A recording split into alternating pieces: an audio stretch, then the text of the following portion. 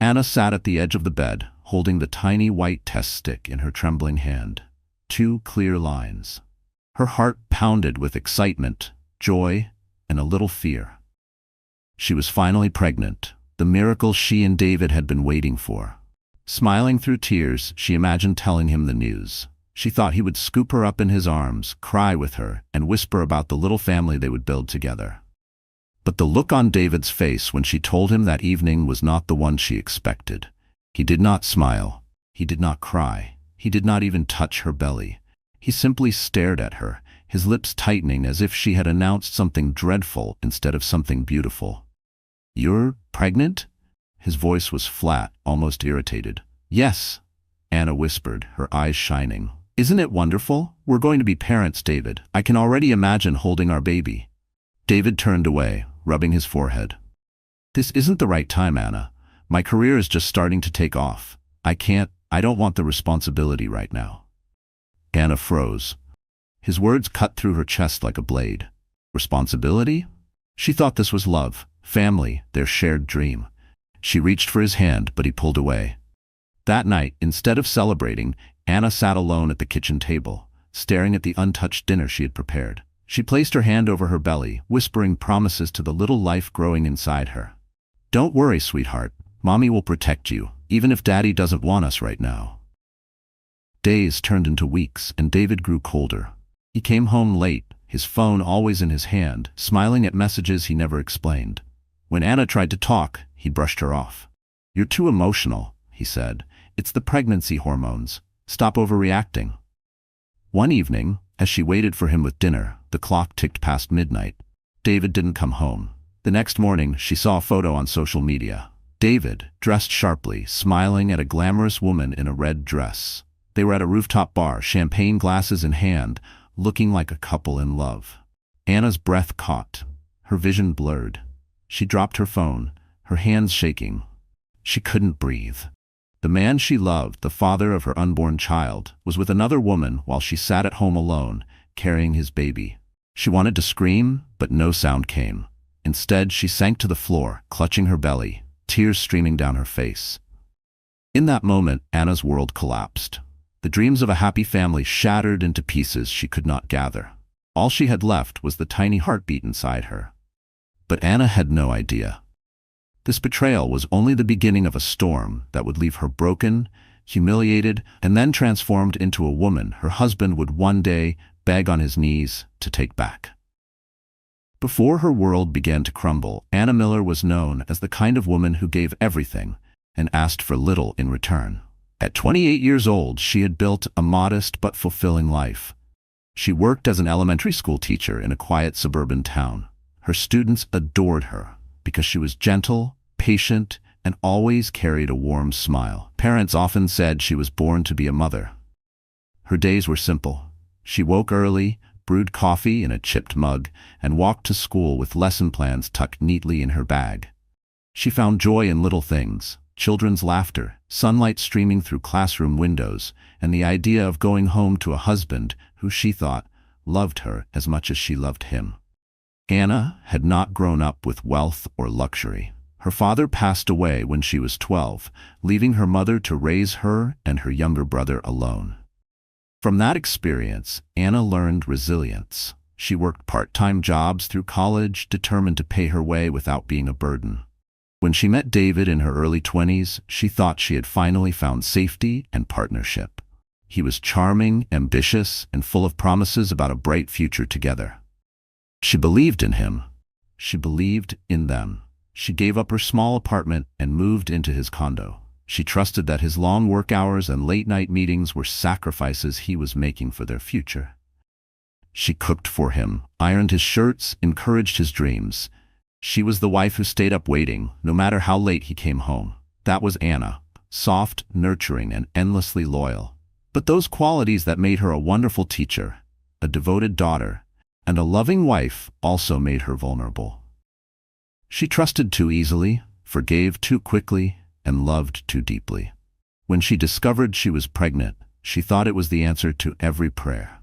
She imagined David's career success blending with her steady devotion to create the perfect family. In her heart, she believed that their child would bind them closer than ever. But instead of joy, she was met with coldness. David's distance grew sharper with each passing day, and Anna's weakness showed. She clung to hope even when hope was fading. She convinced herself that if she tried harder, cooked better, or smiled more, he would return to her. She whispered to her unborn child every night that Daddy would come around, that families didn't just fall apart. She was wrong. Her students still ran to hug her every morning, but she had to hide her swollen eyes behind makeup. Her colleagues noticed her silence in the teacher's lounge, but she insisted she was just tired. The truth was, Anna was crumbling inside. The life she thought she had built with David was slipping through her fingers like sand. And deep down, a terrifying question gnawed at her. What if the man she had trusted with her heart and her future was already gone for good? It began with whispers, the kind that travel through office hallways and late-night phone calls. At first, Anna tried to ignore them. She told herself that people gossiped because they were jealous of David's rising career. But the whispers grew louder, and one evening the truth slammed into her like a freight train. David came home late again, his tie loosened, his cologne unusually heavy. Anna noticed lipstick smudged faintly on his shirt collar. Her voice trembled when she asked, "Who were you with, David?" He brushed her off with a laugh. "Clients. Don't be paranoid, Anna." But the next day, as Anna scrolled through social media during her lunch break, she froze. There it was, a photo of David, arm wrapped around a stunning woman in a scarlet dress. The caption read, "Power couple spotted at rooftop lounge last night." The woman's name was Vanessa Carter. At 30, she was everything Anna was not. Bold, glamorous, dripping with confidence. She worked in public relations and knew how to dazzle a crowd. Her raven black hair cascaded in waves, her lipstick was always red, and she never entered a room without every eye turning toward her. Anna's hands shook as she zoomed in on the picture. David's smile was wide, genuine, the kind of smile she hadn't seen directed at her in months. His hand rested on Vanessa's waist, possessive and intimate. The world spun, and Anna's stomach tightened, her unborn child kicking gently as if sensing her pain. That night, she confronted him again. "I saw the pictures, David. Don't lie to me. Who is she?" For a moment, David looked startled, but then his face hardened. "Vanessa understands me," he said coldly. "She believes in my future. She doesn't hold me back." Anna's mouth went dry. "Hold you back? I gave up everything to support you. I've stood by you through every struggle. And now I'm carrying your child." His eyes flicked toward her belly, then back to her face, completely unmoved. "I didn't ask for this, Anna. You chose it." Her heart shattered. He was choosing Vanessa, choosing champagne nights and flashing cameras over the quiet life they had built together. Anna realized then that she had been replaced. The days that followed were torture. David stopped coming home altogether. Anna heard from neighbors that he was often seen driving a new luxury car, Vanessa by his side. The tabloids called them the city's newest power couple. To the world, Anna no longer existed. She began to live like a shadow, dragging her heavy body through work, coming home to silence, crying herself to sleep. Yet even in her despair, she whispered to her unborn child, "You're all I have now. Mommy won't give up on you." But as she pressed her hand against her belly, she couldn't shake the haunting image of Vanessa's smirk, the way she looked victorious in every photo with David. And Anna had no idea that Vanessa's victory would not last, that the glamorous mistress was weaving a trap that would soon devour David whole. The first sharp pain came late one night as Anna sat alone on the couch, cradling her swollen belly. It wasn't just the usual ache of pregnancy. This was different. A sudden cramp shot through her body, making her double over in fear. Sweat broke out on her forehead. Her hands fumbled for her phone. She dialed David's number again and again, each ring echoing like a cruel reminder of his absence. Finally, his voicemail answered. "Leave a message." Her voice cracked as she whispered, "David, please, I need you. The baby, something's wrong. Please come home." She waited, clutching her stomach, but no reply came. Hours passed, the pain growing stronger. With trembling legs, Anna managed to drag herself into a cab and head to the hospital. Alone, in the sterile hospital room, the doctors moved quickly, monitoring her condition. "You're under too much stress," one of them said gently. It's affecting the pregnancy. You need rest, calm, and support. Support. The word stung. She had no one. As the monitors beeped steadily, Anna stared at the empty chair beside her bed. That chair should have held David's hand, should have been filled with words of comfort. Instead, it remained cold and lifeless, just like the space he had left in her heart. When the doctor asked if they should call her husband, Anna shook her head. Her lips quivered, but she forced the words out. He's unavailable. Tears slid silently down her cheeks. She thought of the promises David had once made, that he'd be there for her, that they'd raise their children together, that she'd never have to face the world alone. Now she realized those were only empty vows. The nurses tried to soothe her, but in the stillness of that night, Anna faced a truth she could no longer deny. David had abandoned her, body and soul. And it wasn't just betrayal, it was cruelty. To leave her at her most fragile moment, to choose another woman while his unborn child's life hung in the balance, was more than she could bear. Days later, Anna was discharged. She returned to their condo, but it didn't feel like home anymore. Clothes were missing from the closet. A faint trace of cologne lingered in the air, mixed with a perfume that wasn't hers. On the dresser, she noticed a receipt for an expensive necklace, clearly not meant for her. Her hands shook as she clutched the receipt. He didn't just leave, she whispered to herself. He replaced me. That night, Anna sat in the dark, staring out the window at the city lights. She placed both hands on her belly and spoke softly to her baby. It's just us now. We'll survive this. I don't know how, but I promise we will. Her words were brave, but her heart was breaking. She was a woman carrying life inside her, yet she had never felt more alone.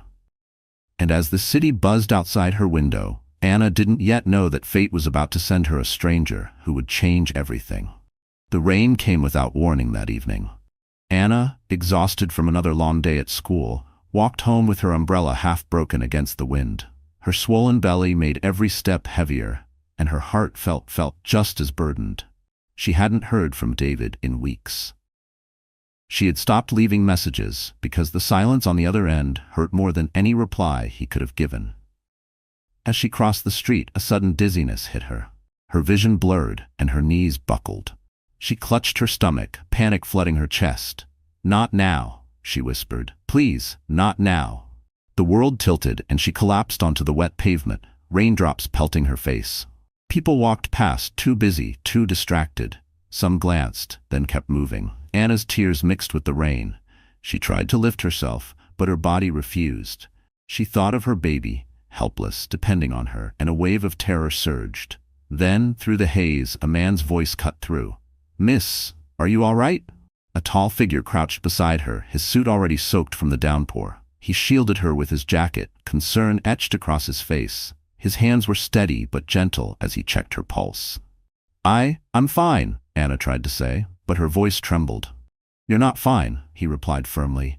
"You need a doctor."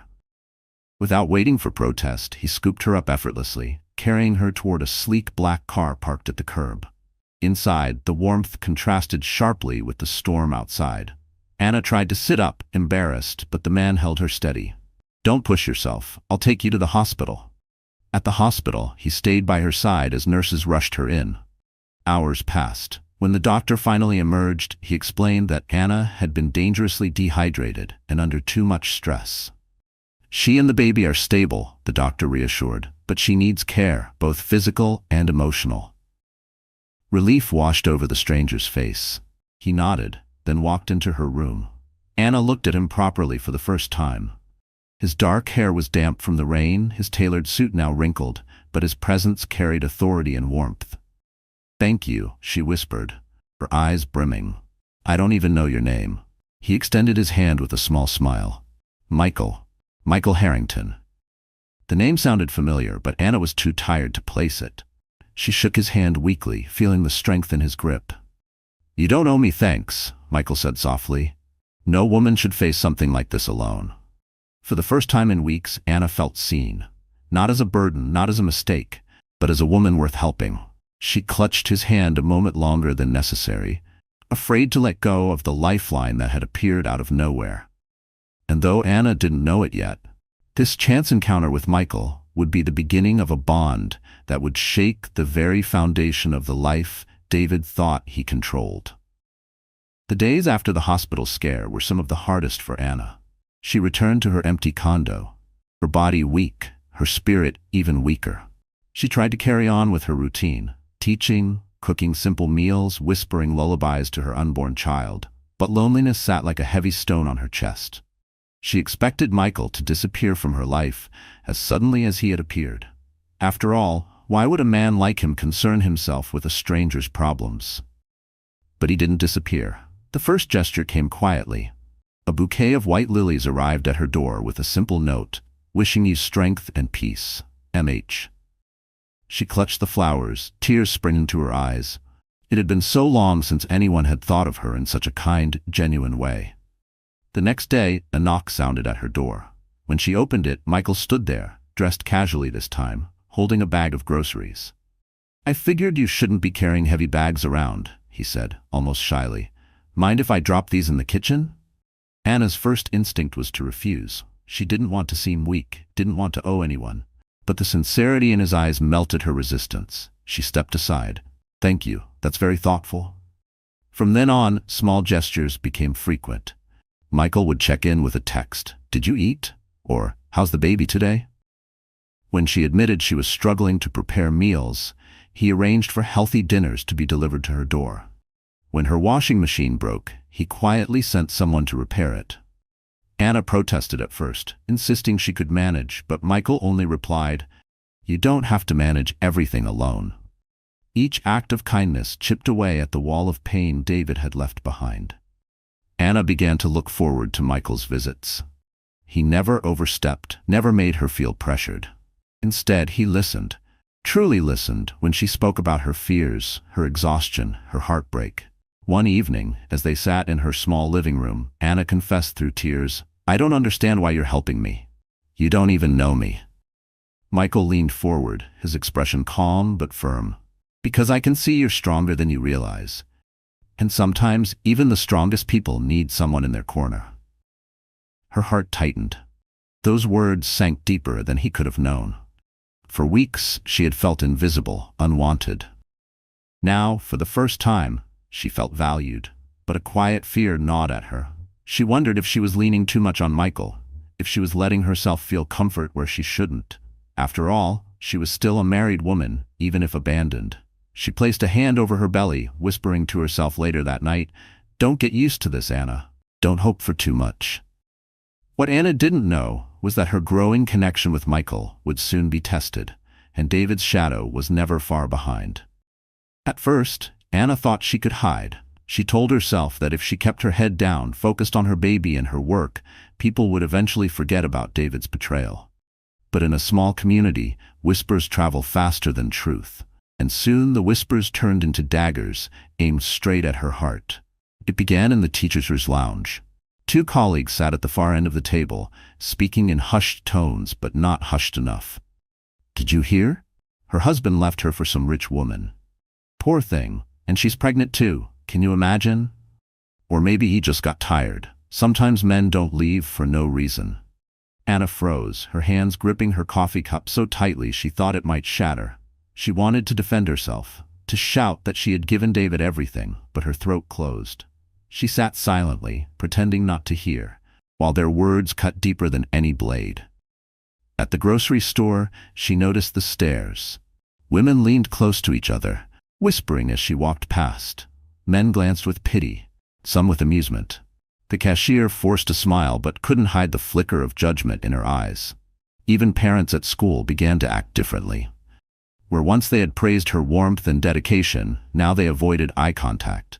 A few mothers even pulled their children closer, as if Anna's heartbreak were contagious. One afternoon, she overheard two mothers outside the school gate. She should have seen it coming. Men don't just leave happy wives. And now she's leaning on some stranger? I saw her getting into his car. Disgraceful. What kind of example is that for the kids? Anna's cheeks burned. Shame wrapped around her like chains. She wanted to scream, "You don't know me. You don't know what I've been through." But instead, she lowered her head and walked faster, tears stinging her eyes. When she got home that evening, Michael noticed her silence. "What happened?" he asked gently. She shook her head. "It doesn't matter." But it did matter. Every whisper, every stare chipped away at her fragile strength. She wanted to believe Michael's words, that she was stronger than she realized, but in those moments she felt weaker than ever. Late that night, Anna sat by the window, staring at the dark sky. She pressed her hands against her belly. "They think I'm a failure," she whispered. "They think I wasn't enough, but you?" Her voice broke. "You're my reason to keep going."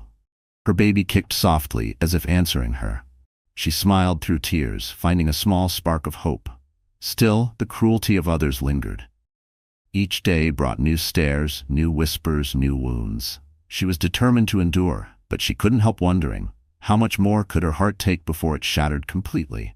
And while Anna was breaking under the weight of judgment, somewhere across the city, Vanessa was preparing the cruelest betrayal yet. One that would drag David into ruin and pull Anna into a storm she could never have imagined. It happened on a Thursday afternoon, just as the school day ended. Anna was gathering papers from her desk, when a sudden wave of dizziness washed over her. She gripped the edge of the table, her vision dimming. The chatter of children faded into a distant hum. A sharp pain shot across her abdomen, and panic clawed at her chest. One of her colleagues rushed forward. "Anna, are you all right? You look pale." I need to sit," she gasped, lowering herself into a chair. But the pain intensified, and fear seized her. She thought of her baby, the tiny heartbeat she carried. Was she about to lose it all? Someone called for an ambulance, but before it arrived, Michael appeared at the door. He had been on his way to deliver some documents she had left in his car earlier. The moment he saw her, slumped and trembling, his face drained of color. "Anna!" he shouted, rushing to her side. Without hesitation, he lifted her into his arms. "Don't worry, I've got you."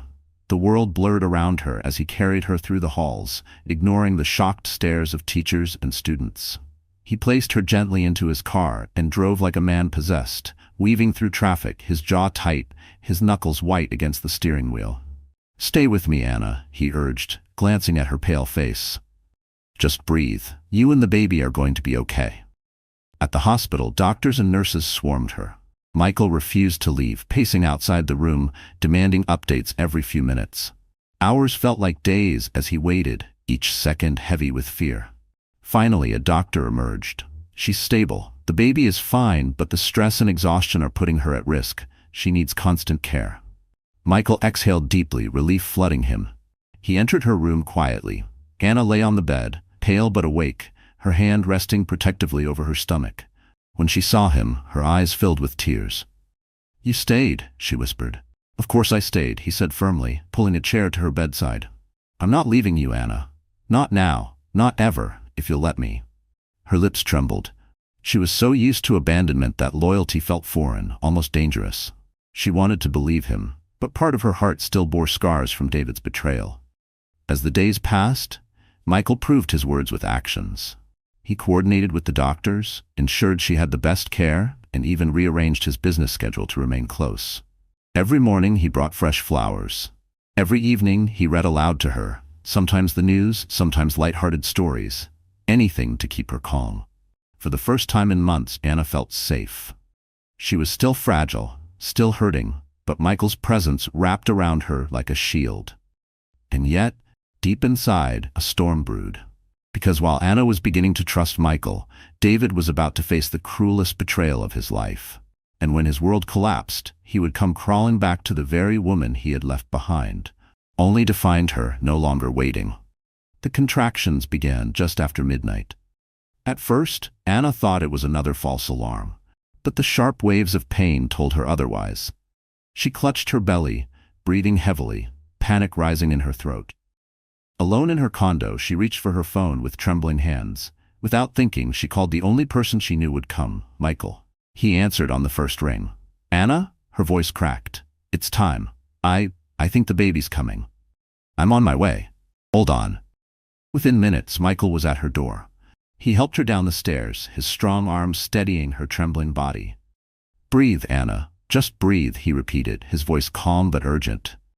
He guided her into the car and sped toward the hospital, his hand gripping hers the entire ride. By the time they arrived, Anna was drenched in sweat, her face pale, her breaths ragged. Nurses rushed her into a delivery room, and Michael followed, refusing to let go of her hand until they insisted he wait outside. The hours dragged on. Michael paced the hallway, his heart pounding with every muffled cry he heard from behind the door. He wasn't family, not by blood, yet he felt connected to Anna in a way he couldn't explain. He wanted to be there for her, to shoulder her pain, to protect both her and the child she was bringing into the world. Inside, Anna fought through the agony. She thought of her mother, of the nights she had spent alone crying, of the cruel stares and gossip, but most of all, she thought of the tiny life she was about to meet. "For you," she whispered through tears. "I'll be strong for you." Finally, after hours that felt like eternity, a baby's cry filled the room. The sound pierced through her exhaustion and filled her with overwhelming relief. The nurse laid a tiny, wriggling bundle against her chest. Anna sobbed, clutching her newborn tightly. "My baby, my sweet baby," she whispered. In that moment, all the pain, betrayal, and humiliation faded away. There was only love. When the doctor finally allowed Michael inside, he hesitated at the doorway. Anna looked up, her face tired but glowing, her arms cradling the child. "Michael," she whispered. He stepped closer, awe in his eyes. "He's perfect," he said softly, gazing at the baby boy. Anna smiled through her tears. "We made it." "He made it." Michael leaned down, brushing a strand of damp hair from her forehead. "You did it, Anna. You're the strongest woman I've ever met." Her heart swelled at his words. For so long, she had felt invisible, unworthy.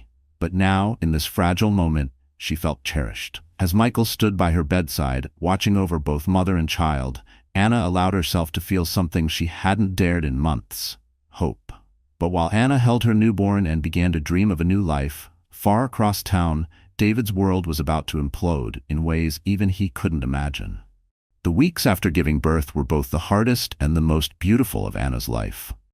Her baby boy Daniel was her light, his tiny fingers curling around hers, his soft cries in the middle of the night.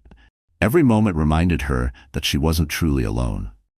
Yet, there were nights when exhaustion and fear pressed so heavily on her chest that she thought she might break. And then there was Michael. He didn't just check in, he showed up. He helped her with groceries, brought her warm meals, and even learned how to change diapers, though he laughed awkwardly the first few times. More than anything, he listened. When Anna spoke about her fears, about raising Daniel without a father, about the gossip still circling around town, about her shattered confidence, Michael never dismissed her. He listened with patience and answered with quiet strength. One evening, as Daniel slept peacefully in his crib, Michael sat across from Anna at her small kitchen table. "Anna," he said gently, "you've been through more than most people could handle. But you can't let David's betrayal define you. You are more than what he left behind." Her eyes welled with tears. "I don't feel like more. I feel broken, like I failed." Michael leaned forward.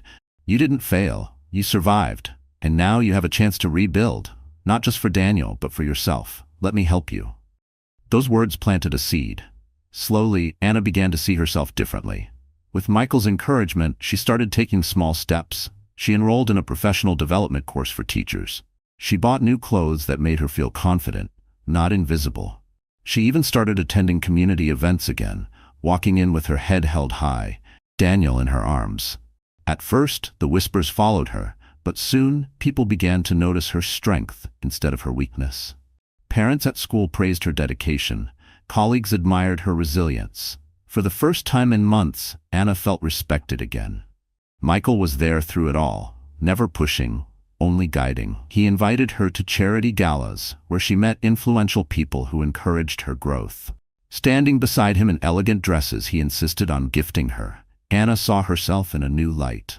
She was no longer the abandoned wife. She was a woman rising from the ashes, stronger and more radiant than before. Yet deep inside, doubts lingered. Late at night, after Michael left and Daniel was asleep, Anna would stare at her reflection in the mirror.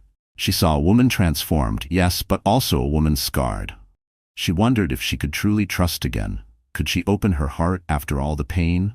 Still, each time Michael smiled at her, each time he gently rocked Daniel to sleep, she felt something dangerous.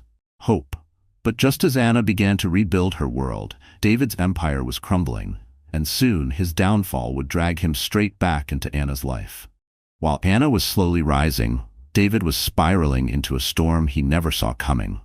At first, everything with Vanessa felt like a dream. She was glamorous, exciting, and she made him feel powerful. With her by his side, he walked into upscale restaurants and exclusive parties where people who once ignored him now treated him like a king. But behind Vanessa's intoxicating smile was calculation. She wasn't with David for love, she was with him for leverage. And David, blinded by lust and ego, didn't notice the subtle ways she began to control him. "Darling," she purred one evening, draped across the leather sofa in her penthouse, "if we're going to build our future together, you have to invest in me. I have a new business idea. A luxury events company. With your drive and my connections, we'll be unstoppable." David hesitated. He had been pouring more and more money into her whims, jewelry, trips, designer clothes. But Vanessa leaned closer, her red lips brushing his ear. "Unless you don't believe in us," she whispered. That was all it took. Desperate to prove himself, David transferred a large sum into her account. Weeks later, she asked for more. "Just until the contracts are finalized," she promised. Soon, David was draining savings accounts, maxing out credit cards, even taking risky loans. Each time he hesitated, Vanessa would remind him of the life they were building together, painting pictures of endless wealth and success. He believed her, because he wanted to. But the cracks began to show. His colleagues noticed his distracted behavior at work. His boss questioned missing funds from a project. Rumors swirled. Still, David clung to Vanessa, convinced that once her company launched, everything would turn around. Then one night, he came home to her penthouse and found the place stripped bare. The closets were empty, the jewelry, the clothes, the designer bags, all gone. So was Vanessa. Frantic, he called her phone, disconnected. He checked her social media, deleted. It was as if she had never existed. And then the emails started. Loan officers demanding payment, creditors threatening legal action. His boss discovered financial discrepancies and suspended him. In less than a week, David's shiny new life crumbled into dust. He sat in the dark of his empty condo, his head in his hands. For the first time, he thought of Anna. Not with love, but with desperation. She was stable, reliable. She had always forgiven him before. Maybe, just maybe, she would forgive him again. But even as he plotted his return, shame gnawed at him. The man who had abandoned his pregnant wife for another woman was now broke, humiliated, and alone. And when David finally built up the courage to crawl back, he had no idea that Anna's world had changed so much, that she was no longer the woman who would welcome him home. Rain poured heavily the night David finally returned to Anna's doorstep. His once polished suit was wrinkled, his tie missing, his hair unkempt. He looked nothing like the confident man who had strutted through the city with Vanessa on his arm. Instead, he looked desperate, broken, a shadow of himself. Anna had just put Daniel to sleep when the doorbell rang. She opened the door and froze. David stood there, drenched, eyes bloodshot, a hollow smile on his lips. "Anna," he whispered, "please, I need to come in." For a moment, Anna felt the old reflex, the part of her that once would have rushed to comfort him, but then her gaze shifted to the crib behind her, where Daniel slept peacefully. A surge of strength rose in her chest. She stepped outside, closing the door behind her so David couldn't see the baby. "What do you want?" she asked coldly. David's eyes filled with tears. "I made a mistake. Vanessa, she tricked me. She took everything. I've lost my job, my money, my reputation. I need you, Anna. I need my family back." Anna's hands trembled, but her voice was steady. "You left us. When I needed you most, when our baby needed you, you walked away. You didn't just leave, David. You abandoned me in a hospital bed, carrying your child." He fell to his knees on the wet ground, clutching at her hands. "I was stupid, blind. But I see now, Anna. Please forgive me. I'll change, I swear. I'll be the husband you deserve." Her eyes burned, but she refused to let tears fall. "The husband I deserve? David, the husband I deserved never would have left me in the first place. The father my child deserves never would have chosen a mistress over his own family." David shook his head violently, desperate. "We can fix this. I'll get another job. I'll make things right. Just don't turn me away." Anna pulled her hands free. For the first time in their marriage, she looked at him not with love, not with pity, but with resolve. I spent months crying, begging, hoping you would come back. And now that you're here, I realize something, David. I don't need you anymore. His face crumpled. You don't mean that. I do, she said firmly. I have Daniel, and I have people who actually care about me. You lost that chance when you chose Vanessa. David reached out, grabbing her wrist, his voice breaking. Anna, please, don't do this to me. I have nowhere else to go. She yanked her arm back, her eyes like steel. That's not my problem anymore. Go, David. You made your choice. Now live with it. She turned, walking inside, and closed the door. David remained on his knees in the pouring rain, sobbing, his fists pounding against the wooden door that would no longer open for him. What he didn't know was that Anna's rejection was only the beginning. Soon she would step into a new world so bright and powerful that his humiliation would be witnessed by everyone.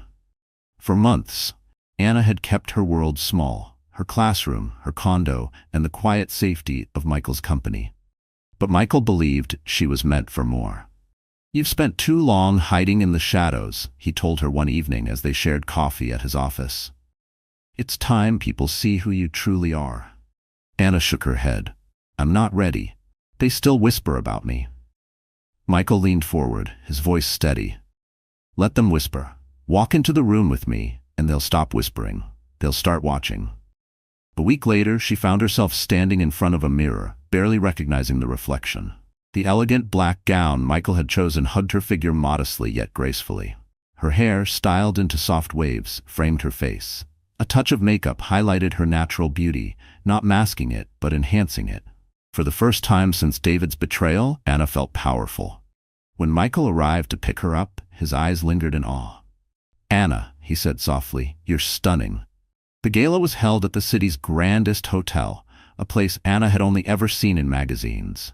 Crystal chandeliers sparkled overhead, and the air buzzed with the hum of powerful conversations. Business tycoons, celebrities, politicians, everyone who mattered seemed to be there. As Michael guided her into the ballroom, all eyes turned. Murmurs rippled across the crowd. Some recognized her as the abandoned wife. Others saw only the radiant woman standing confidently beside one of the city's most influential men. Anna's pulse raced, but Michael's hand at the small of her back steadied her.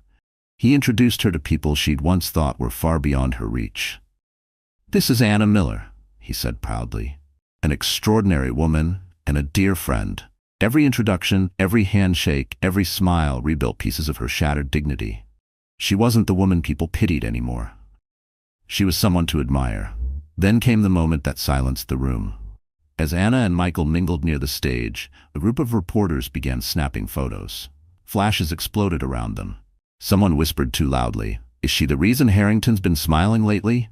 Anna flushed, but Michael only smiled. He leaned down and whispered, "Ignore them. Tonight, you take back your story." And take it back she did.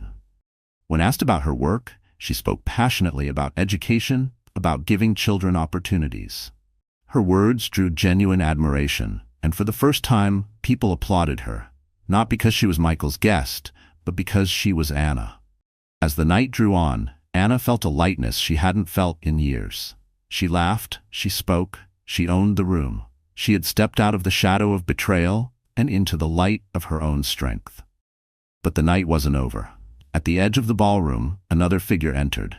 His suit was borrowed, his face pale, his eyes wild. David. And when his gaze locked on Anna, radiant, admired, standing proudly beside Michael, his humiliation began to boil into a storm that would soon erupt in front of everyone. The moment David stepped into the ballroom, the air shifted. His presence wasn't grand or commanding, it was pitiful. His once tailored suits were gone, replaced by a wrinkled jacket borrowed from a friend.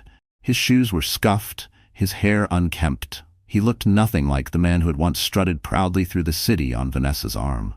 But his eyes burned with a desperate fury as they locked on Anna. She was radiant, her gown gleaming under the chandelier lights, laughter spilling easily from her lips as she stood beside Michael. She wasn't broken, she wasn't forgotten. She was glowing, and that sight sliced David open.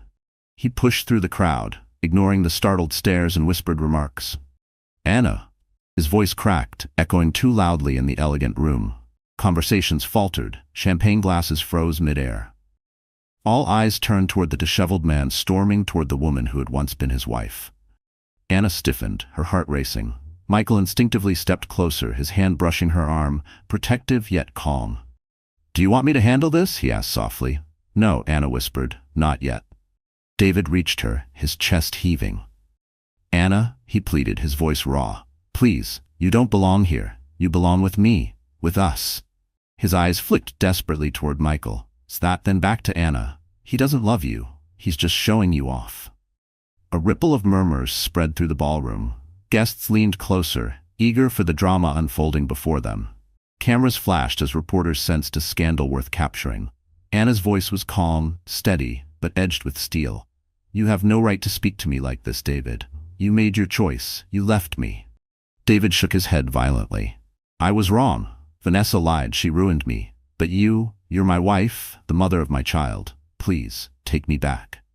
He dropped to his knees right there on the marble floor, clutching at her gown, his tears soaking the fabric. Gasps filled the room. The image was shocking. The man who once abandoned his pregnant wife now begging at her feet in front of the city's elite. Anna's throat tightened, but she held firm. "When I needed you most, you weren't there. And now when you need me, you expect me to save you?" "No, David, that's over." The crowd erupted in whispers. Some shook their heads at David's shamelessness. Others admired Anna's strength. Michael stood tall beside her, his gaze steady, his presence a silent shield. David's face twisted, humiliation burning through him. He stood abruptly, pointing a trembling finger at Michael. "This isn't love. He's using you, Anna. You'll see. You'll all see." Security moved closer, ready to intervene, but Anna lifted her chin. Her voice, clear and unwavering, cut through the noise. "No, David. The only person who used me was you." The words struck like a hammer. The crowd murmured louder, the cameras clicked faster, and David's face drained of color. And as the guards moved to escort him out, David realized his downfall wasn't just financial. It was public, and it was far from over. The ballroom buzzed after David's outburst. Guests whispered behind their champagne glasses, the press scribbled furiously, and cameras captured every second of his humiliation. Security hovered nearby, but Anna raised her hand to stop them. Something inside her told her the truth had not fully surfaced, and when it did, David's downfall would be complete. Just then, a reporter stepped forward, microphone in hand. "Mr. Miller," she called sharply, her voice cutting through the murmurs. "Is it true your mistress defrauded you? That Vanessa Carter took all your money and disappeared?" The question hit David like a slap. His mouth opened, then closed. His face flushed crimson. The crowd gasped, leaning closer to catch his response. I don't know what you're talking about," he stammered, trying to stand taller. But his trembling hands betrayed him. Another voice called out from the crowd. A businessman Anna vaguely recognized stepped forward, his tone cold. "Vanessa Carter borrowed $500,000 under your name, Miller. And when she vanished, guess who came knocking? My lawyers. Care to explain?" The room erupted with murmurs. David's eyes darted wildly, panic spreading across his features. "That wasn't me. It was her. She said it was temporary, that she'd pay it back once the contract's cleared." But no one looked convinced. A woman in a glittering blue gown laughed bitterly. "Contracts? Vanessa never had any contracts. She's been playing men across the city for years. You were just the latest fool." David's knees buckled. His shame was no longer private. It was broadcast under chandeliers before the city's wealthiest and most powerful. Anna stood still, her face calm, her heart steady. She had dreamed of this moment once, dreamed of seeing David suffer as she had suffered. Yet now, watching him unravel, she felt something unexpected. Not pity, but closure. Michael stepped forward, his deep voice commanding the room. "Ladies and gentlemen, let us remember, this is not Anna's disgrace. She's not defined by David Miller's failures. She is here tonight because she chose to rise, to rebuild, to inspire." Applause broke out, first hesitant, then strong. People turned toward Anna, admiration replacing judgment. For the first time, the narrative shifted. She was no longer the abandoned wife. She was the woman who had survived and stood tall. David, meanwhile, staggered backward, his eyes darting from face to face, searching for sympathy, finding none. The truth was laid bare. He was broke, betrayed, and despised. Still, he made one last attempt. He turned back to Anna, his voice cracking. Please, Anna, I've lost everything. Don't let me lose you too. For Daniel's sake, for us. Anna's eyes burned, but her voice was clear. You already lost me, David, long ago. The words echoed like a gavel striking, final and merciless. And as David stood shattered before the crowd, Michael reached for Anna's hand, setting the stage for a moment that would change her life forever. The ballroom was still buzzing from Anna's sharp rejection of David when Michael stepped forward. His tall frame commanded attention, his presence steady and composed. Holding Anna's hand gently, he turned to face the crowd. The murmur of voices faded into silence. Every eye was fixed on them. I think it's time we set the record straight, Michael said, his voice strong yet calm. For too long, Anna has been whispered about, pitied, and judged. But I want everyone in this room to know the truth. Anna Miller is not a victim. She is a survivor. She is a woman of strength, courage, and grace, and she deserves respect. A wave of applause rose, filling the grand hall. Anna's cheeks flushed, her heart pounding. She had never asked for attention, but now, standing beside Michael, she felt her dignity restored. Michael's grip on her hand tightened, reassuring her as he continued. When I first met Anna, she was alone, carrying not only her child but also the weight of betrayal and shame. And yet, she never gave up. She kept teaching, she kept nurturing, she kept loving. That is the kind of woman she is. The applause grew louder. Anna blinked back tears.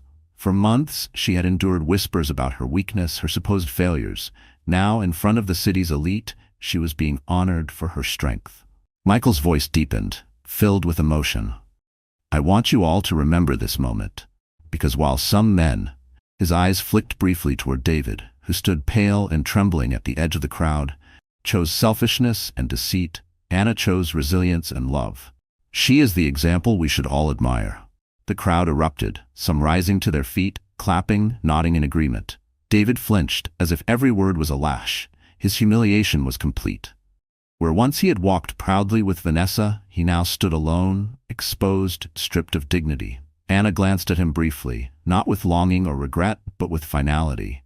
He was no longer her story. Her story was standing beside her, speaking truth and lifting her higher. Reporters pushed forward, shouting questions, their cameras flashing. Mr. Harrington, are you two together? Are you declaring your relationship tonight? Michael didn't hesitate. He turned to Anna, his eyes softening, his voice lowering so only she could hear. I won't say anything unless you want me to. Her breath caught. For a moment she hesitated. The world was watching, the weight of the past still heavy on her shoulders. But then she thought of Daniel, of the nights she had spent alone, of the way Michael had never failed her. Slowly she nodded. Michael turned back to the crowd, his voice ringing clear. Yes, Anna is the woman I care for deeply, and I will stand by her, always. The ballroom exploded with applause, cheers, and flashing lights. Anna's heart swelled, tears spilling down her cheeks, not from pain this time, but from pride. And yet, as the cheers echoed, no one knew that the most dramatic moment was still to come. At a place far grander than this ballroom, under the roar of engines and the shadow of a private jet.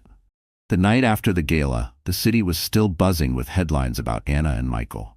Photographs of her in the black gown filled social media feeds, her name on everyone's lips. From abandoned wife to radiant queen, one article read. For the first time in months, Anna felt the sting of gossip replaced with pride. Michael had planned a trip for them. Nothing extravagant, just a weekend escape to clear her mind. But because he was Michael Harrington, the trip involved a private jet waiting at the city's exclusive airfield. As dawn broke, Anna arrived at the airport with Daniel in her arms, Michael at her side.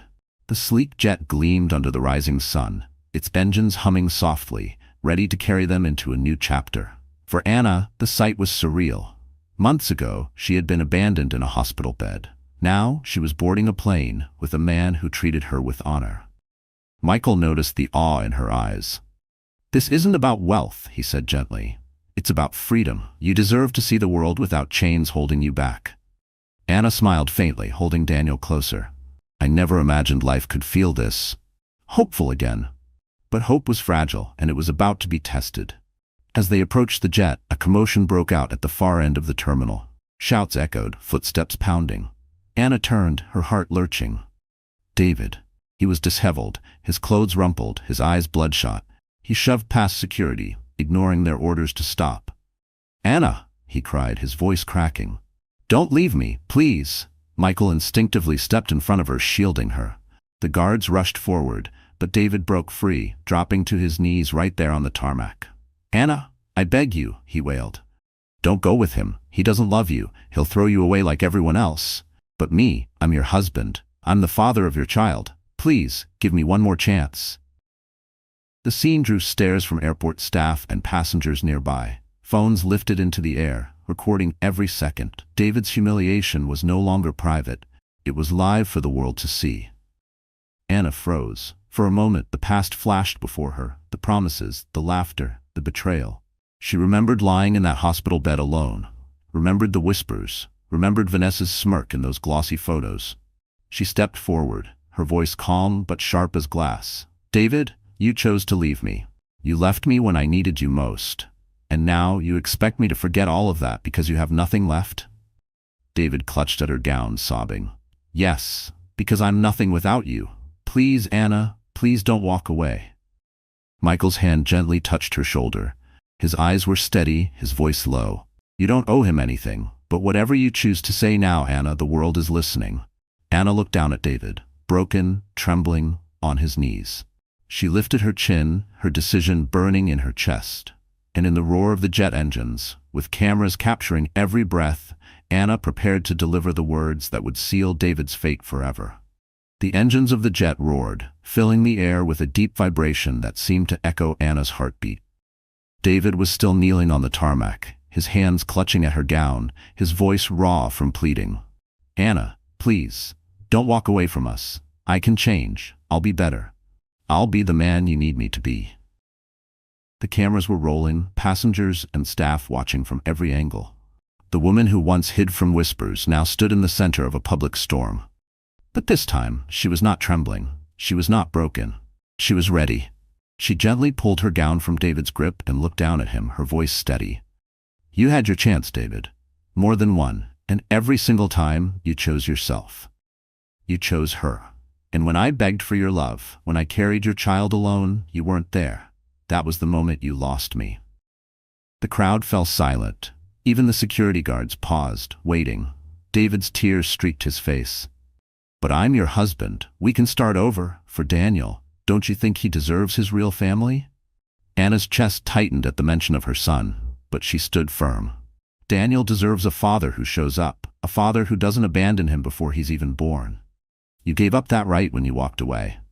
She turned slightly, her eyes finding Michael. He stood a few steps behind her, not pushing, not demanding, simply waiting, his presence a steady anchor. His gaze told her everything. The choice was hers alone. Anna lifted her chin and spoke, her voice carrying above the roar of the jet. "I am not your wife anymore, David, and I am not your savior. My future is not behind me. It's right here, beside the man who stood by me when you abandoned me." Gasps swept through the crowd. Phones caught every word, every tear glistening on David's cheeks, every ounce of power in Anna's stance. Michael stepped forward then, slipping his hand into hers. He didn't speak, but the gesture was louder than words. The two of them standing side by side were a picture of unity and strength.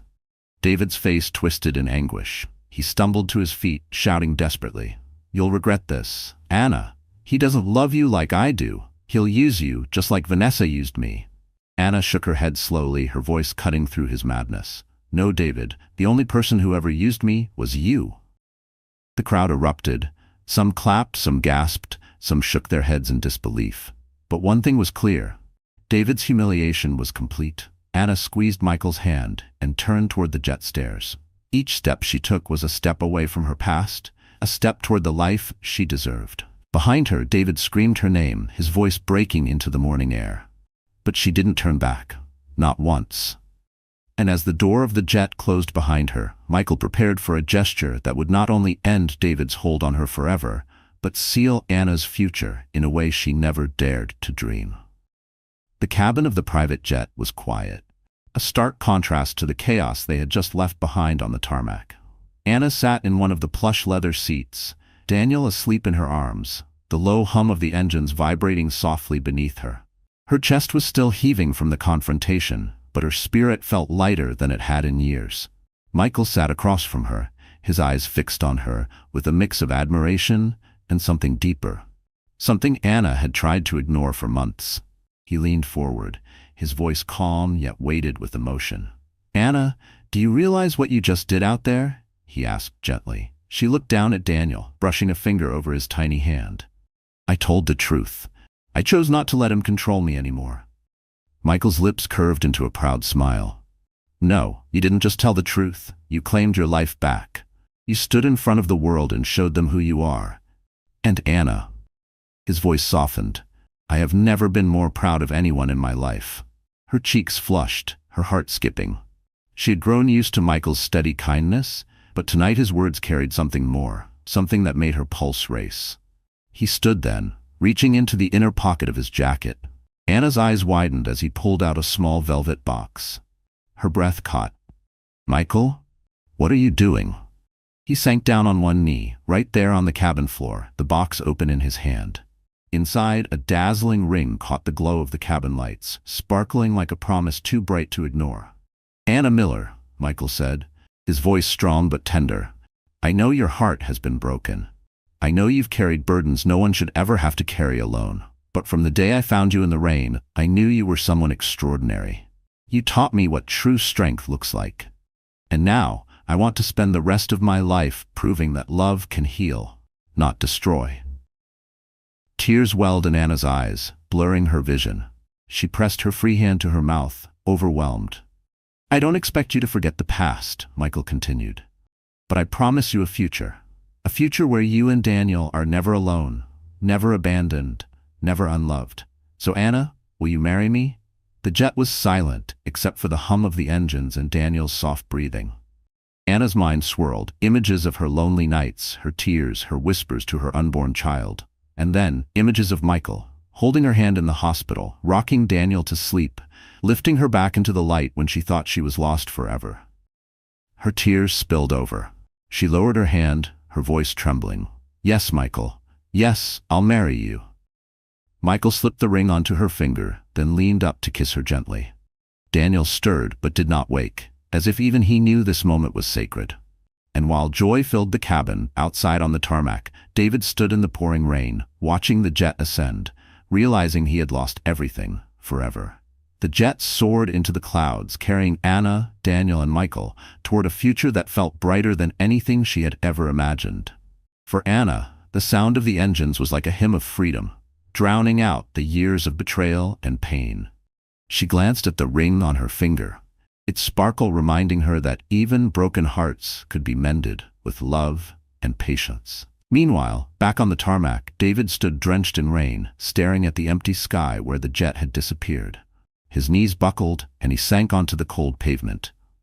No cameras flashed anymore, no crowd lingered, only silence and shame remained. In the weeks that followed, his downfall was swift. Word spread about Vanessa's betrayal, about the loans and debts left in his name. Former colleagues avoided him, friends refused his calls, and creditors closed in. He sold his condo, then his car, until he was left with nothing but a suitcase of clothes and a trail of regrets. At night, he wandered the city streets, haunted by the vision of Anna standing tall in the ballroom, radiant and untouchable. He remembered her eyes when she rejected him, not filled with anger, but with finality. She had moved on, and there was no room for him in her new life. Anna, on the other hand, blossomed. With Michael by her side, she stepped confidently into a world she never thought she belonged in. She continued teaching, but she also began leading education initiatives funded by Michael's foundation. She became a voice for women who had suffered in silence, telling her story not with shame, but with pride. At galas and events, she was introduced not as the abandoned wife, but as Anna Harrington, the woman who turned pain into purpose. Every time she stood at a podium, Michael's supportive gaze from the crowd reminded her that she was never alone again. Daniel grew surrounded by love, not only from Anna but also from Michael, who cherished him as if he were his own. Together, they created a home filled with laughter, safety, and dreams for the future. And yet, Anna never forgot her journey. She remembered the nights of tears, the cruel whispers, the hospital bed where she had whispered promises to her unborn child. But now, when she looked back, she didn't see weakness, she saw resilience. She had survived what was meant to break her. One evening, standing on the balcony of their new home, Anna whispered into the cool night air, "We made it, Daniel. We made it." Michael stepped behind her, wrapping an arm around her shoulders, and together they looked at the stars, their hearts at peace. Far away in a cheap rented room, David sat alone, staring at an empty glass. No one called, no one cared. He had traded love for lust, loyalty for lies, and now he lived with the consequence, a life of solitude. Anna had found her justice, not through revenge, but through rising higher. And David, left in the shadows, became the warning that betrayal always carries a price. All right, my friend, so the story has closed its last chapter. If you're still here with me right now, it means something in Anna's journey touched your heart in a personal way. And maybe, just maybe, it's because her story isn't just hers, it's ours too. Life will betray us sometimes. People we trust may leave. Just like Anna, we might be abandoned at our most fragile moment. But the message here is clear. Betrayal doesn't define you, your resilience does. As Marcus Aurelius once wrote, you have power over your mind, not outside events. Realize this, and you will find strength. Anna's strength came when she decided not to live in the shadow of her pain, but to step into the light of her dignity. Epictetus, another Stoic, reminded us, it's not what happens to you, but how you react to it that matters.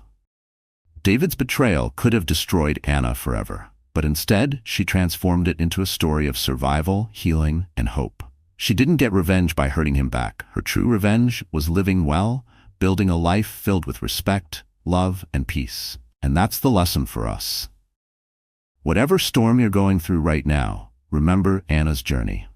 You are not broken beyond repair. You are not defined by those who walked away. You are defined by the strength you choose when you decide to rise.